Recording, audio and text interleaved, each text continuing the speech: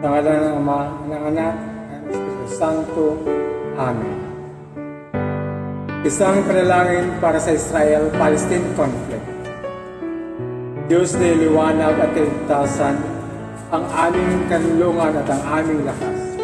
Kami ay nananalangin para sa mga tao ng Israel at Palestine sa gitna ng tumitinding karahasan.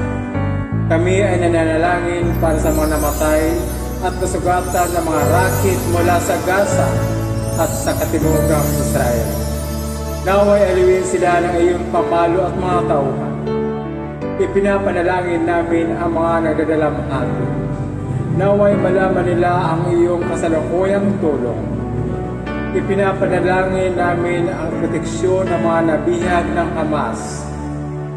Habang naglalakad sila sa madilim na lambak na ito, naway hindi sila matakot sa kasamaan. Inadalangin namin ang mga sibilyan ng Gaza. Naway malaman nila ang kanilang tulong ay nagmumula sa mailikha ng langit at lupa. At ay dadalangin namin ang mga namumuno sa Gaza at Israel. Naway gabayan mo sila sa tamang landas. Hinihiling namin ang lahat ng ito kay Isa ni Kristo at itiwala sa kapangyarihan ng iyong banal na Espiritu. Amen.